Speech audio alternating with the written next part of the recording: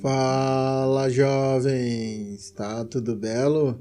Bora começar mais um Tá Tudo Fruta podcast destinado a discutir fruticultura e assuntos relacionados. No podcast de hoje nós vamos falar sobre como encontrar um terreno ou escolher uma área para produzir nossas frutíferas. Nós já discutimos todas as etapas de planejamento, pelo menos o básico disso, né? As etapas depois, antes e durante. Quem ainda não escutou, pega os podcasts iniciais e vai escutando para pegar bem isso. E eu já estou supondo que você fez todo esse planejamento e está no momento de começar o durante. Começar a botar a mão na massa, e muitas das pessoas que têm essa vontade de começar na fruticultura ainda não têm o terreno ou não sabe qual terreno escolher na propriedade. Então hoje vou tentar ajudar você, jovem, a fazer essa escolha. Quando a pessoa vai escolher um terreno, ela fica muito preocupada que tem que ser o ideal para a cultura, tem que ser tudo perfeito, que é aquela coisa de cinema. Quando a gente pega os livros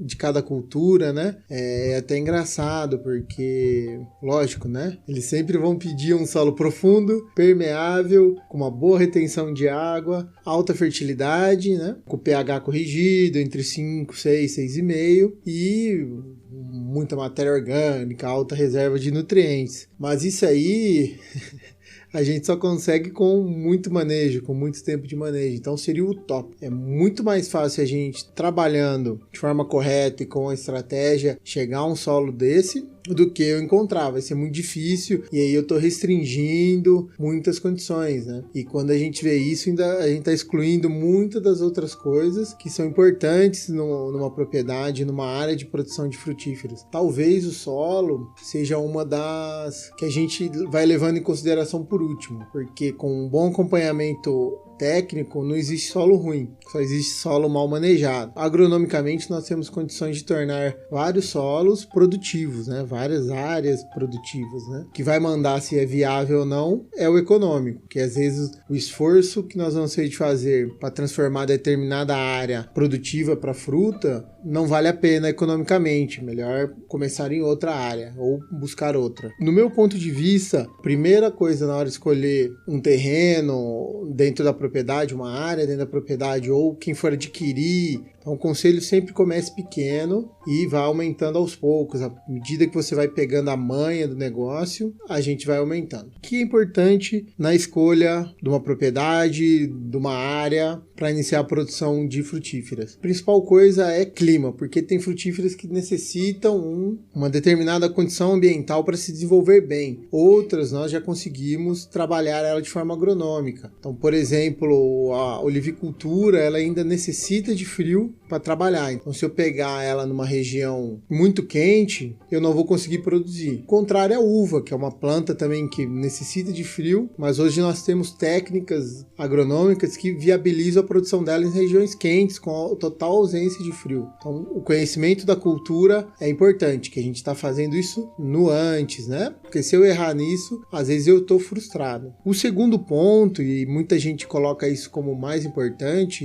disponibilidade de água. Hoje é muito difícil pensar na fruticultura sem irrigação, mesmo em locais que tem uma alta pluviosidade, que chove muito bem. Isso por quê? Porque eu preciso dar conforto à planta. É muito difícil ter chuvas regulares o ano todo. Eu tenho períodos de veranico, eu posso aproveitar a irrigação para fertilizar, para fazer as adubações via fertirrigação, tanto orgânica como química e tanto faz.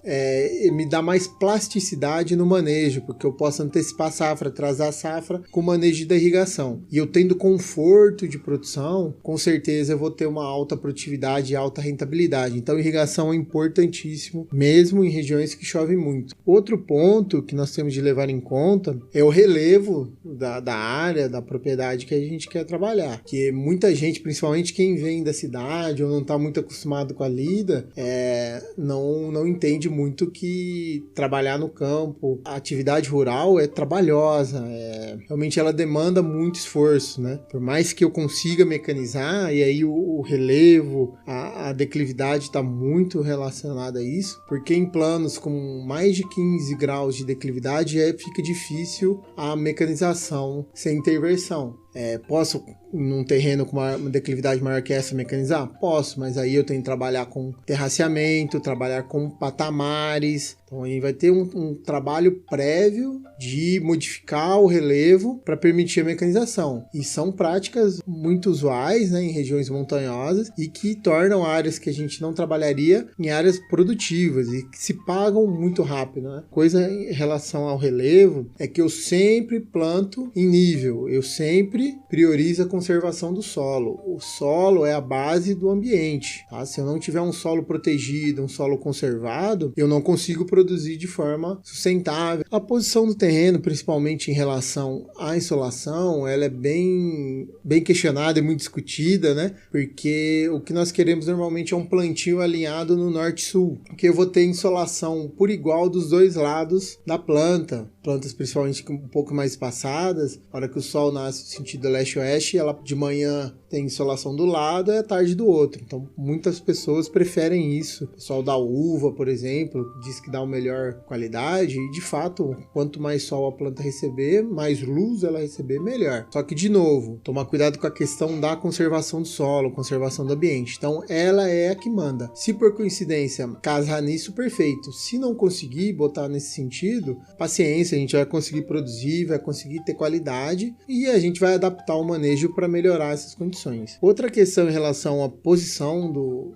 terreno é que a gente sempre prioriza terrenos virados na face norte. Se tem montanhas, tem um lado que vai ficar para o sul, outro para o norte. O ideal é que pegue o lado norte, que ele vai ser mais protegido de ventos frios. O outro ponto que é importantíssimo é vias de acesso. Eu falei muito das plantas ali, da clima, água, relevo, posição. O acesso é algo primordial, porque não adianta eu ter o terreno, a área perfeita para produzir minha frutífera e é um perrengue chegar lá. É difícil eu chegar nessa área. Então imagine, para eu chegar, para levar insumo, para levar mão de obra, é trabalhoso, imagine para sair com fruta de lá. Temos de ter noção disso. Às vezes o acesso é crucial na viabilidade da nossa operação. Posso ter a área perfeita, mas se o acesso é muito ruim e a gente não tem perspectiva de melhorar ou economicamente fica muito caro, escolher uma área de acesso mais fácil, às vezes que não tem uma condição, entre aspas, perfeita, pode ser mais vantajoso, mais interessante. E outra coisa relacionada a acesso é facilidade de conseguir insumos específicos, né, para a fruticultura. Então, por exemplo, se eu estou numa área que é predominantemente grãos, eu vou ter muita dificuldade em conseguir materiais para poda, materiais para enxertia, materiais de condução de planta, adubos específicos para as frutíferas, produtos fitossanitários específicos. Isso eu tenho de levar em consideração, porque às vezes eu trazer de outro lugar, de uma região produtora, sai muito cara em relação ao frete, encarece demais o produto. Mesma coisa a mão de obra, tá? Hoje temos uma demanda absurda por mão de obra especializada na produção de frutas e se na região não tiver, eu vou ter muito problema, porque eu elevo demais o meu custo de aprendizado. Eu vou ter de treinar funcionários, eu vou ter de trazer uma mão de obra especializada de outra região que vai me encarecer, porque eu tenho de ajudar essa pessoa a se instalar na região. Tem toda a questão do risco para a pessoa. Então tem muitas coisas aí que nós temos de levar em conta, hein? O acesso à propriedade é importantíssimo e a facilidade em encontrar insumos e mão de obra também é outro ponto crucial que nós devemos levar em conta quando pensamos em produzir frutas. Outros pontos interessantes que nós temos de ver, pessoal, é também o acesso à comunicação. Se na propriedade, na área, eu tenho uma facilidade de uso de celular, se consegue chegar à internet, se eu tenho energia elétrica instalada próximo, né? A fruticultura necessita de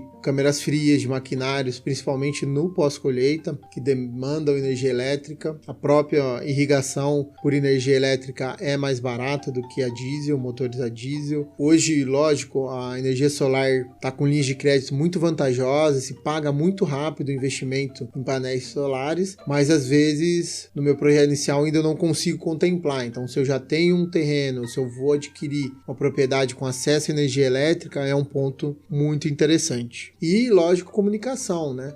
Eu não ter de instalar uma antena, ou eu conseguir falar com meus fornecedores, com a minha equipe facilmente, via celulares, principalmente, é muito interessante. O tipo de solo, né? A gente já falou um pouquinho no começo, mas não tem solo ruim, tem solo mal trabalhado. É importante nós conhecermos o nosso solo, principalmente algumas frutíferas que têm um sistema radicular muito profundo. A maior parte das frutíferas precisam explorar grandes quantidades de solo, né? No mínimo 1 metro, 1,5 metro, mas o ideal é que nós tenhamos solos profundos, em torno de 2 metros. Então, sempre que for adquirir uma área, ver todas essas coisas que eu já citei e analisar bem o solo. Abrir uma trincheira, ver se não tem compactação, se não tem afloramentos rochosos, camadas impermeáveis em profundidade. Se não tiver isso, se o solo não tiver esse tipo de problema, com o manejo a gente torna ele apto à produção de frutíferas de qualidade. Como nós preconizamos 2 anos de período de planejamento, né, pré-plantio, pré-início propriamente dito, é importante que eu visite a propriedade, eu visite o terreno em diversas épocas do ano, pelo menos de 1 a 2 vezes por estação, para nós entendermos questões de insolação, que ao longo das estações do ano a inclinação do sol muda, então a forma que a luz incide lá muda também. A questão hídrica, como é a chuva nas épocas do ano, se tem regiões montanhosas, montanhas seguram as massas úmidas. Pode chover próximo e não chover lá, porque pode chover a 30 km aqui na cidade vizinha,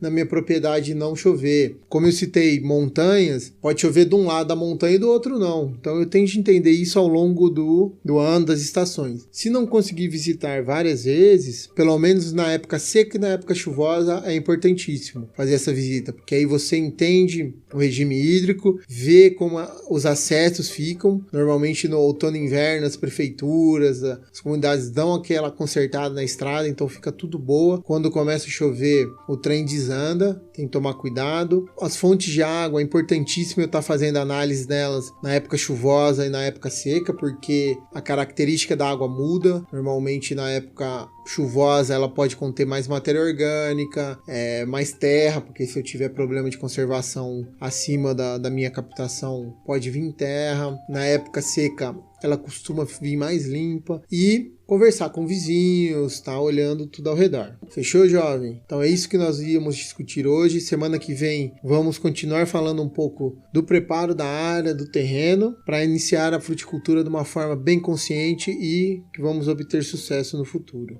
No mais, siga o Tatu no Instagram, no Facebook, nas nossas redes sociais, e é isso aí. Abraço, até semana que vem.